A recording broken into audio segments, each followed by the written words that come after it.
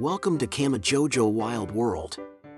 You'll find the most exciting preys and the best outdoor equipment here. Deer are the most sought-after quarry in the world of big game hunting.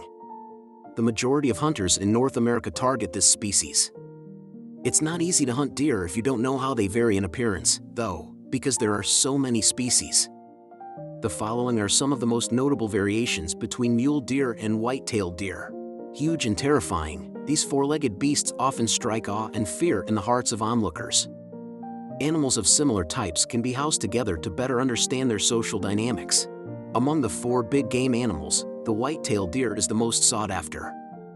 They populate the most regions worldwide as well. While whitetails typically aren't as large as mule deer, their antlers can get quite massive. More so than mule deer, elk, or antelope, they move very slowly and cautiously. In addition, their noses are among the finest of any animals.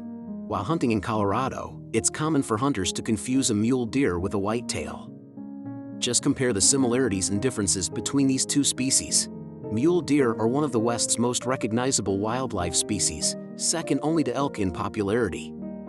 A mule deer is larger than a whitetail, but they are smaller than an elk. The appearance, size, behavior, and other characteristics of mule deer are distinct from those of white-tailed deer.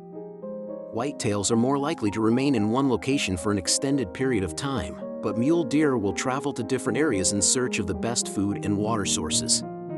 They don't tend to stay put for very long. In terms of the animals we've researched, mule deer rank near the top for their relative quietness. Almost only antelopes maintain a low profile. The two species can be easily distinguished by their distinctive tails. These two types of deer can be easily distinguished from one another by examining their tails. A mule deer has a white back and a black tip to its tail. A white-tailed deer's tail is black at the tip and brown at the base, but its back is a different color. Only when the deer raises its tail, a behavior known as flapping, does the white tip reveal itself. There is a white underside to a white-tailed deer's tail, hence the name. Both the whitetail and the mule deer have distinctively different antlers. The bucks of these two species are very different in this respect.